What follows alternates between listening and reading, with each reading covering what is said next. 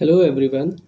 तो पिछली क्लास में हमने डिस्कस किया था भारत की राज्य व्यवस्था के अंतर्गत भारत का संवैधानिक विकास के क्रम में हमने बात किया था कि हम भारत के संवैधानिक विकास को दो भागों में डिस्कस करेंगे।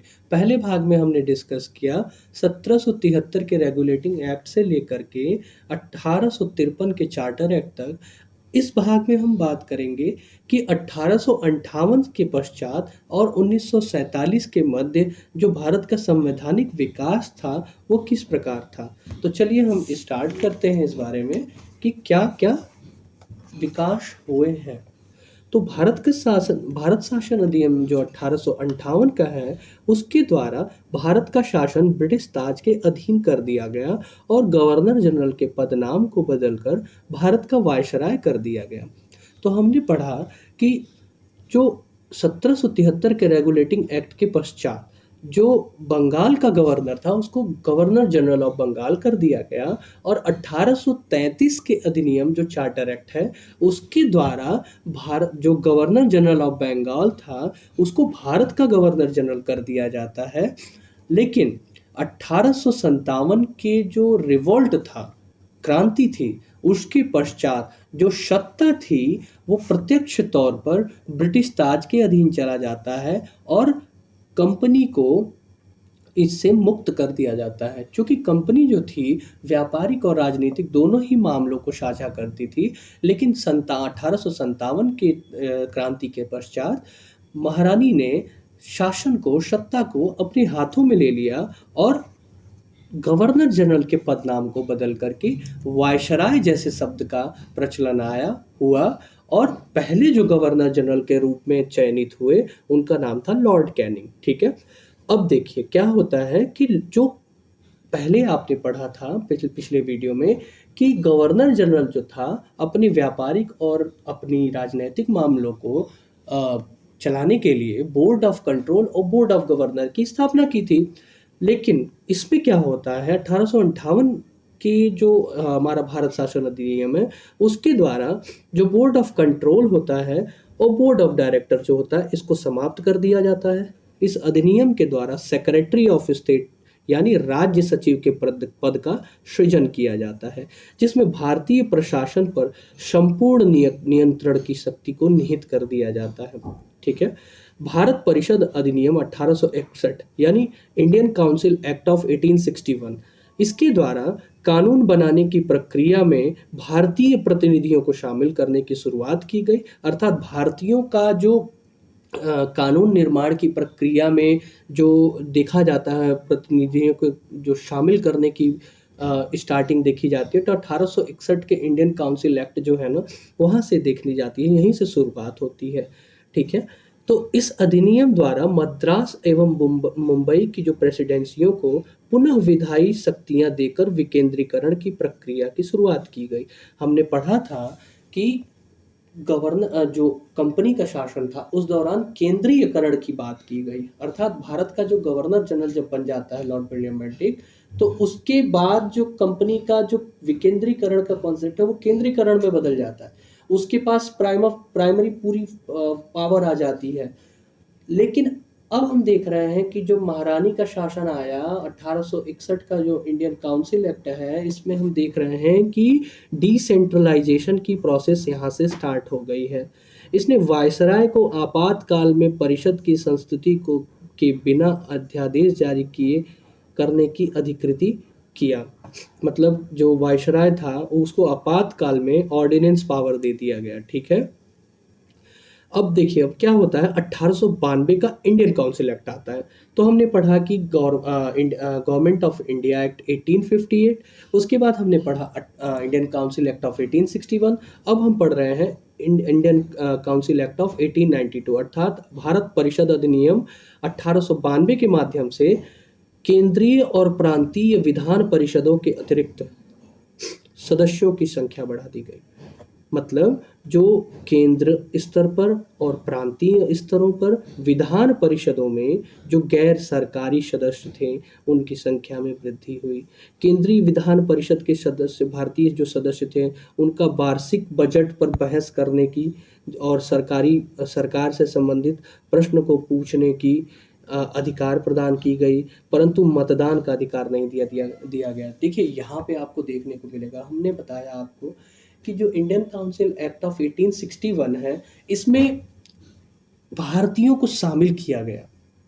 कानून निर्माण के विषय में भारतीयों का शामिल होना 1861 के काउंसिल एक्ट से चालू हुआ। लेकिन इसमें सबसे महत्वपूर्ण रूप से हम जब देखते हैं कि प्रश्न पूछने और कानूनी विधियों पर अपनी विचार को प्रस्तुत करने, वार्षिक बजट के बहस में शामिल होने की जब बात आती है, तो ये शक्ति जो है या ये अधिकार, ये प्रिविलेज भारतीयों को 1892 के भारत परिषद अधिनियम जो है, इंडियन काउंसिल एक्ट है, इसके द्वारा दिया जाता है। ठीक है, केंद्रीय परिषद के जो भारतीय मतलब मैंने वही बताया कि वार्षिक बजट जो है इस पर अधिकार दिया गया, परंतु मतदान की शक्ति नहीं दी गई। मतदान की शक्ति दे देने का मतलब है कि पूर्ण रूप से आप सभा के सदस्य हो गए हैं, आपको समान रूप से शक्तियां प्राप्त हो गई, लेकिन मतदान की शक्ति नहीं दी गई। अब देखिए आता है क्या, निर्वाचन पद्धति का आरंभ यहीं से होता है। ठीक है, निर्वाचन पद्धति का आरंभ किया जाना इस अधिनियम की महत्वपूर्ण विशेषता थी। निर्वाचन पद्धति अर्थात इलेक्शन प्रोसेस यहीं से चालू होता है, और भारत परिषद अधिनियम, जिसे इंडियन काउंसिल एक्ट ऑफ 1909, जिसे हम फेमसली कहते हैं, बहुत ही प्रचलित है, मार्ले मिंटो रिफॉर्म अर्थात मार्ले मिंटो सुधार के नाम से जानते हैं। इस अधिनियम के द्वारा भारतीयों को विधि निर्माण, प्रशासन दोनों में ही प्रतिनिधित्व प्रदान किया गया। देख रहे होंगे आप, बड़ा ही इंपॉर्टेंट है। मतलब हम देखें ना तो मेजरली डेवलपमेंट जो इंडियन पर्सपेक्टिव में देखें, भारतीयों को जो शक्तियां धीरे धीरे हस्तांतरण करने की प्रक्रिया 1861 से प्रारंभ होती है, उनको शामिल किया जाता है सभाओं में। 1892 के काउंसिल एक्ट में इनको बहस करने की, बजट पर अपनी सलाह को देने की शक्ति प्रदान की गई। अब हम देख रहे हैं कि इनको 1909 के एक्ट के तहत चुनाव, अच्छा 1892 में ही मतदान की भी बात की गई, लेकिन 1909 में प्रॉपरली जो इलेक्शन की बात की जाती है, भारतीयों को विधि निर्माण और प्रशासन में प्रतिनिधित्व दिया जाना प्रारंभ किया गया। इस अधिनियम ने केंद्रीय और प्रांतीय विधायिनी शक्तियों को बढ़ा दिया। परिषद के सदस्यों को बजट की विवेचना करने, उस पर प्रश्न करने का अधिकार प्रदान किया गया। पृथक निर्वाचन के आधार पर मुस्लिमों के लिए सांप्रदायिक प्रतिनिधित्व प्रावधान किया गया। यह ही सबसे बड़ा बीज बोया गया अंग्रेजों के द्वारा, जो आज हिंदू, मुस्लिम और अन्य जातियों के मध्य और अन्य धर्म के लोगों के मध्य जो एक ये कड़वाहट की भावना है, इसका बीज यहीं पर देखा जा सकता है।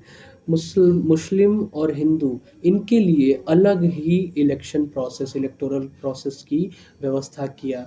सेपरेट इलेक्टोरेट कहते हैं इसको, पृथक निर्वाचन की व्यवस्था यहाँ पर किया गया।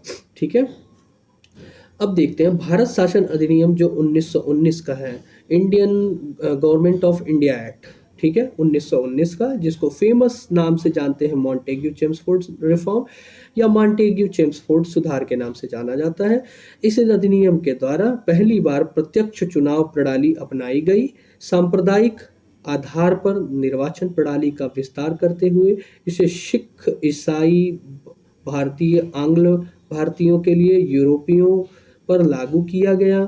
इस अधिनियम के द्वारा पहली बार केंद्र में द्विसदनीय व्यवस्था स्थापित की गई। आप देख रहे हैं जो डायरकी का सिस्टम है, जो केंद्र स्तर पर द्विसदनीय व्यवस्था, ये इसी एक्ट के द्वारा आई। लेकिन ध्यान दीजिए, सेंटर की बात कर रहा है, ये प्रांतों की बात नहीं कर रहा है। अब आगे देखते हैं, इस अधिनियम के द्वारा सभी विषयों को केंद्र तथा प्रांत में बांट दिया गया। द्विसदनीय केंद्रीय मंत्रिमंडल, विधानमंडल समस्त ब्रिटिश भारत के लिए कानून बना सकती थी। इस अधिनियम के तहत प्रांतों में भी द्वैध शासन प्रणाली लागू की गई। ध्यान दीजिएगा इस बात पे कि केंद्र में द्विसदनात्मक व्यवस्था तो की गई, परंतु प्रांतों में भी द्वैध शासन प्रणाली की व्यवस्था की गई। प्रांतीय विषयों को दो भागों में आरक्षित विषय और हस्तांतरित विषय अर्थात रिजर्व्ड सब्जेक्ट और ट्रांसफर्ड सब्जेक्ट की बात यहाँ पे की गई है, जो प्रांतीय स्तरों पर होंगी। इस अधिनियम में पहली बार उत्तरदायी शासन के शब्द का प्रचलन हुआ, अर्थात रेस्पॉन्सिबल गवर्नमेंट, अकाउंटेबल गवर्नमेंट की बात यहीं से प्रचलन में आती है। इस शासन के इस अधिनियम के अंतर्गत एक आयोग का गठन किया जाना था, जिसका कार्य था प्रत्येक 10 वर्ष के बाद अधिनियम की समीक्षा करें और उसके बाद अपनी रिपोर्ट को प्रस्तुत करें। भारत शासन अधिनियम 1935 द्वारा भारत में संघात्मक सरकार की स्थापना की गई, अर्थात फेडरल गवर्नमेंट की स्थापना किया गया और इस अधिनियम के द्वारा प्रांतों में द्वैध शासन को समाप्त करके केंद्र में द्वैध शासन को लागू किया गया। देख रहे हैं आप कि हमने पढ़ा कि 1919 का जो चार्टर एक्ट है, इसमें हमने केंद्र में डायरकी का तो इंट्रोड्यूस किया ही है, मतलब हम द्विसदनीय विधानमंडल केंद्र पे तो बात कर ही रहे हैं, द्विसदनीय व्यवस्था की बात तो हम केंद्र पे कर ही रहे हैं, साथ ही साथ प्रांतों में भी द्वैध शासन की बात कर रहे हैं, अर्थात रिजर्व्ड सब्जेक्ट और ट्रांसफर्ड सब्जेक्ट, अर्थात आरक्षित विषय और हस्तांतरित विषय की बात हम 1919 के चार्टर एक्ट के तहत कर रहे हैं। लेकिन इन प्रावधानों को 1935 के जो गवर्नमेंट ऑफ इंडिया एक्ट है, इसके अंतर्गत जो प्रांतीय स्तर पर दायरकी है, इसको खत्म कर दिया गया। प्रांतीय द्वैध शासन को खत्म करके केंद्र स्तर पर द्विसदनीय व्यवस्था को लागू किया गया और इसके आगे देखते हैं फिर क्या होता है। केंद्र स्तर पर द्विसदनीय व्यवस्था को लागू किया गया। अब भारत में मुद्रा एवं शाख के नियंत्रण के लिए भारत के केंद्रीय बैंक अर्थात भारतीय रिजर्व बैंक की स्थापना हुई। बहुत ही महत्वपूर्ण बिंदु है कि भारत में रिजर्व बैंक की स्थापना कब हुई, तो 1935 के भारत शासन अधिनियम के अंतर्गत भारत में केंद्रीय बैंक जो कि भारतीय रिजर्व बैंक है की स्थापना की गई और सांप्रदायिक निर्वाचन प्रणाली का विस्तार करते हुए दलित जातियों, महिलाओं, मजदूरों को इसमें सम्मिलित किया गया। जैसा कि मैंने आपको बताया कि 1919 के मॉन्टेग्यू चेम्सफोर्ड रिफॉर्म के अंतर्गत जो सेपरेट इलेक्टोरेट का जो बीज 1909 में मॉर्ले मिंटो रिफॉर्म में किया गया था, 1919 में उसे बढ़ा करके सिखों के लिए अलग निर्वाचन, ईसाइयों के लिए अलग निर्वाचन, आंग्ल भारतीयों के लिए अलग निर्वाचन पद्धति, यूरोपियों के लिए अलग निर्वाचन और 1909 में मुस्लिम के लिए तो अलग कर ही दिया गया था, का विस्तार किया गया और आगे 1935 के शासन के अंतर्गत दलित जातियों के लिए, महिलाओं के लिए, मजदूरों के लिए, मतलब ये कहें कि भारतीय जो सामंजस्यवादी समाज था, इसके अंतर्गत सांप्रदायिकता की भावना, भेदभाव की भावना का बीज बोया गया एक लंबे समझे साजिश के तहत, अर्थात 1909 से यह प्रक्रिया प्रारंभ की जाती है और 1935 तक। देख सकते हैं आप कि दुश्मन अगर समझदार हो तो वो अपने लक्ष्य को पाने के लिए एक लंबे समय तक उसी प्रयास में लगा रहता है। ब्रिटिशर्स ने अपनी इस मानसिकता का बीज उन्होंने लंबे समय तक भारतीय समाज में बोए रखा और आज भी हम विभिन्न धर्मों, जाति और विभिन्न मजहबों के बीच में हम बटे हुए हैं। हमारे अंतर्गत एकता की भावना है तो सही, परंतु वो दिखती तो है, परंतु असलियत में कहें तो क्या यह है, यह सोचने का विषय है। ठीक है, तो इसी अधिनियम के अंतर्गत जो गवर्नमेंट ऑफ इंडिया एक्ट है 1935 वाला, इसी के तहत 1937 में संघीय न्यायालय की स्थापना की गई। इस अधिनियम द्वारा बर्मा था वो ब्रिटिश भारत से अलग कर दिया गया और दो नए प्रांत सिंध और उड़ीसा का निर्माण किया गया। इसके तहत कुछ प्रांतों में द्विसदनात्मक व्यवस्था की गई और भारतीय स्वतंत्रता अधिनियम 1945 ने 15 अगस्त 1947 को भारत को स्वतंत्र एवं संप्रभु राष्ट्र के रूप में घोषित किया। इसने वायसराय का पद समाप्त करके दोनों डोमिनियन राज्यों में गवर्नर जनरल का पद सृजित किया और इसके अंतर्गत शाही उपाधि भारत का सम्राट शब्द समाप्त करके संप्रभु राष्ट्र के रूप में भारत का निर्माण हुआ। तो हम देख सकते हैं कि 1937 में जो गवर्नमेंट ऑफ इंडिया एक्ट के ही तहत हमने बर्मा को, जो कि वर्तमान में म्यांमार है, इसको अलग कर दिया भारत से।